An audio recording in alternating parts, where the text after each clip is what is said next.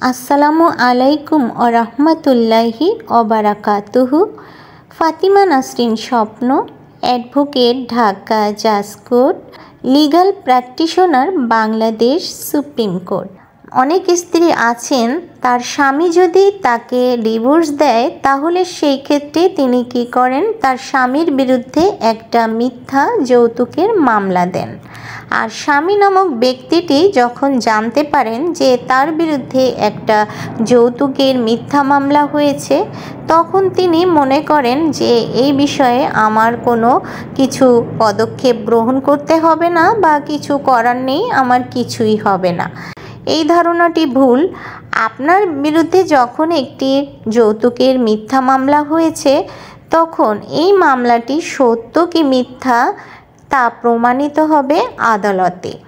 তাই আপনি যখন এই মামলার কোনো নোটিশ বা সমন পাবেন, এর পরবর্তীতে আপনি এই মামলার ধাপগুলো গ্রহণ করবেন।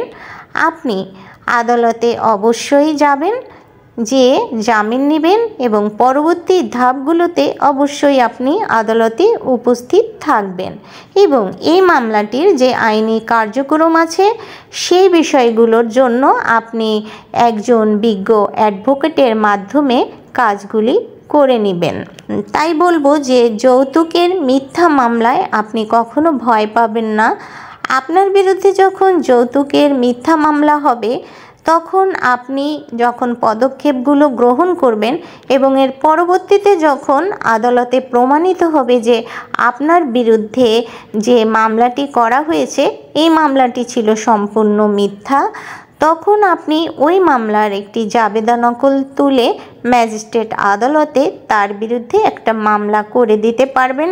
তখন সে জেলে চলে যাবে, আপনি ক্ষতিপূরণ দাবি করতে পারেন। তাই বলবো, যৌতুকের মিথ্যা মামলা হলে ভয় পাবেন না, পদক্ষেপগুলো গ্রহণ করবেন।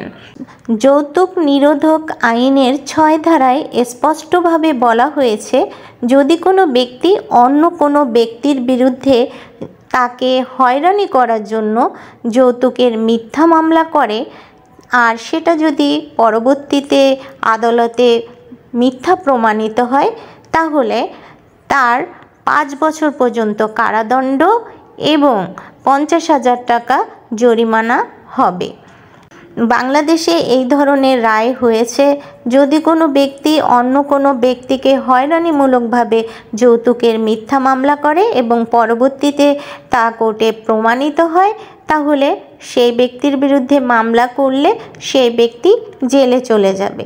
তাই বলবো, যারা যৌতুকের মিথ্যা মামলা করেন তারা সতর্ক হয়ে জেনে বুঝে মামলা করবেন, কারণ আপনি এসেছিলেন প্রতিকার চাইতে আর আপনি আবার জেলে চলে গেলেন। আজ এ পর্যন্ত। এ ধরনের আইনি ভিডিও পেতে আপনি যদি আমার পেজে নতুন হয়ে থাকেন বা চ্যানেলে নতুন হয়ে থাকেন, তাহলে চ্যানেলটি সাবস্ক্রাইব করবেন এবং পেজটি ফলো দিয়ে রাখবেন। সবাই আইন মানবেন, আইন জানবেন। আইন মানা নাগরিক কর্তব্য এবং নিজের অধিকার সম্পর্কে সচেতন থাকবেন। আমি সবার সুখ সমৃদ্ধি কামনা করছি। সবাই অনেক ভালো থাকবেন, সুস্থ থাকবেন, নিরাপদে থাকবেন। জাযাকাল্লাহ।